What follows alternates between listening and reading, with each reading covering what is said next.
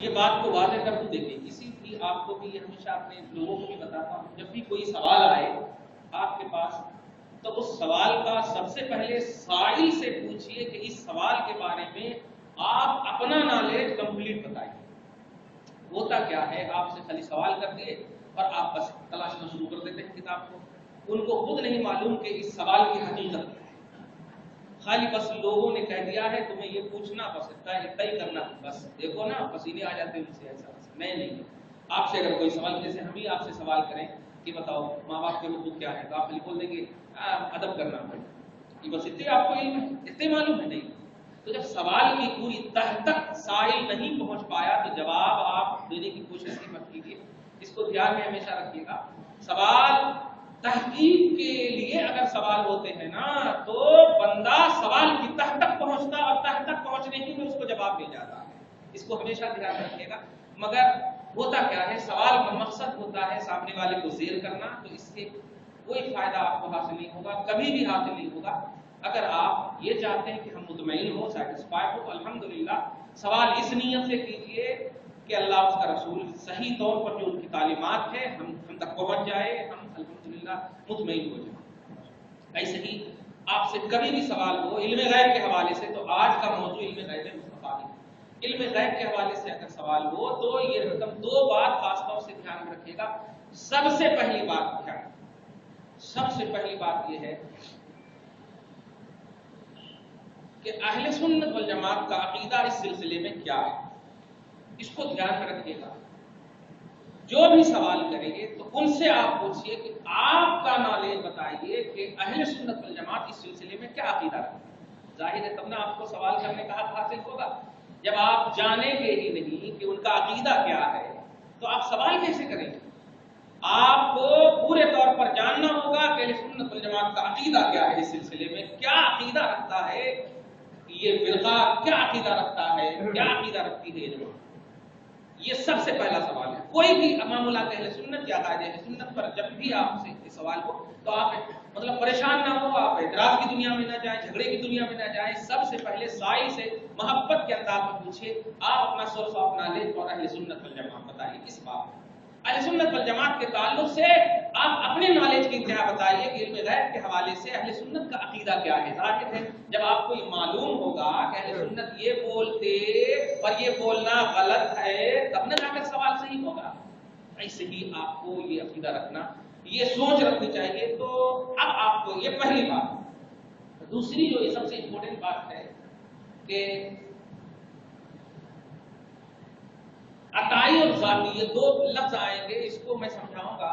چلیے پہلے یہ سمجھا دیتا ہوں۔ اہل سنت والجماعت کا عقیدہ ہے، تب توجہ کے ساتھ سنیے گا، دوسرے دن یہ نیٹ پر بھی ہمارے کلپ جائے گی، دھیان دیجیے، توجہ سے سنیے گا، سن کر کے سنی مت کیجیے گا، دھیان رکھیے گا۔ بہت ہی امپورٹنٹ عقیدہ ہے، بلکہ سورہ نساء کے آیت نمبر 113 میں اللہ سبحانہ نے تو اس عقیدے کو فضل عظیم سے تعبیر فرمایا۔ ابھی میں بتاؤں گا فضل عظیم کا مطلب کیا ہوتا ہے کہ جتنے بھی اوصاف مصطفیٰ ہیں، جتنے بھی اوصاف مصطفیٰ ہیں، اللہ نے جتنے بھی نبی کو اوصاف عطا کیے ہیں، اللہ نے کسی بھی وصف کے عطا کے بعد یہ نہیں فرمایا کہ حبیب ہم آپ پر فضل عظیم کر رہے ہیں، مگر خدا کی قسم جب غیب عطا فرمایا ہے تو اللہ تعالیٰ نے کہا کہ غیب کے عطا کرنے کے بعد آپ پر اللہ کا فضل عظیم ہے۔ فضل عظیم بہت بڑا فضل ہے، اس کو توجہ دیجیے گا، یہ بہت امپورٹنٹ موضوع ہے اور اس کو ایک دم ایزی نہیں لیجیے گا، اس کو دھیان سے دو بات سمجھانا ہے آپ کو۔ اہل سنت والجماعت کا عقیدہ کیا ہے، ایک دم ٹوک سنیے۔ اہل سنت والجماعت علم غیب کے تعلق سے نبی پاک صلی اللہ علیہ وسلم کے لیے خاص طور سے، دیگر انبیاء کرام کے لیے خاص طور سے یہ عقیدہ ہے کہ اللہ تعالیٰ نے مصطفیٰ کو ان کی شان کے مطابق غیب عطا فرمایا ہے، یہ اہل سنت کا عقیدہ ہے۔ اس کا مطلب یہ ہوتا ہے کہ اللہ تعالیٰ نبی کو مقابل میں نہیں، اپنے سے عطا فرمایا ہے، ان کو دیا ہے، ان کے پاس پرسنلی طور پر علم غیب نہیں ہے، اللہ نے عطا کیا۔ یہ اہل سنت والجماعت کا عقیدہ ہے۔ دوسرے لفظ میں یوں سمجھیے کہ اللہ کے رسول کو جتنا بھی علم غیب ہے وہ سب اللہ سے ملا، جتنا بھی، مگر یہ جتنا اتنا بھی ہمارے پاس یہ لمٹ نہیں ہے، ہمارے پاس اعداد و شمار نہیں ہے، وہ اللہ جانتا ہے کتنا آتا ہے۔ اس کو دھیان میں رکھیے، یہ اہل سنت والجماعت کا عقیدہ ہے۔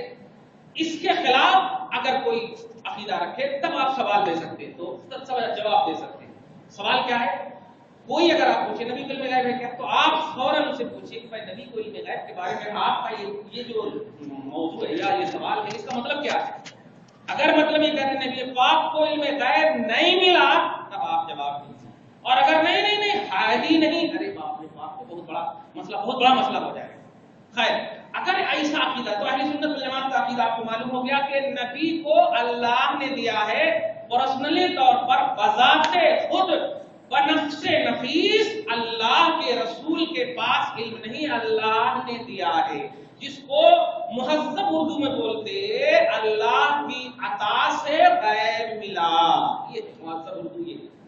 اور مہذب اردو بولتے اللہ کے رسول کے پاس علم غیب عطائی ہے، اور اللہ کے پاس جو علم غیب ہے وہ سب پرسنلی ہے، ذاتی ہے، بنفس نفیس ہے، بذات خود ہے، اللہ کو کسی نے نہیں دیا، اللہ نے سب کو دیا۔ یہ اتنا بڑا فرق ہے، توجہ دیجیے گا۔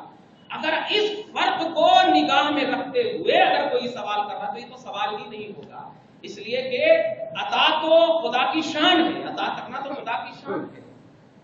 اللہ تعالیٰ کوئی بھی چیز اپنے وصف اور اپنے کمال کا اظہار کرنے کے لیے دوسروں کو دے گا تب نہ سمجھ میں آئے گی اس کی ربوبیت، اس کی خالقیت، وہ اپنے پاس رکھے رہے تو سمجھ میں کہاں سے آئے؟ خیر، تو یہ اللہ کا علم غیب ذاتی ہے، رسول کا علم غیب عطائی ہے، یہی اہل سنت والجماعت کا عقیدہ ہے۔ یہ بات اگر بیسیکلی بات اگر سمجھ میں نہیں آئے گی آپ کو تو پھر دلیل دے دینے سے دوسری دلیل لائی جائے گی، نہیں دیکھو یہاں پہ کہہ رہے اللہ تعالیٰ نہیں ہے، وہاں پہ کہہ رہے اللہ تعالیٰ نہیں ہے، وہاں پہ کہہ رہے اللہ تعالیٰ نہیں ہے۔ یہ بیسیکلی بات ہے، اللہ کے پاس ذاتی، رسول کے پاس عطائی، یہ پہلا عقیدہ ہے۔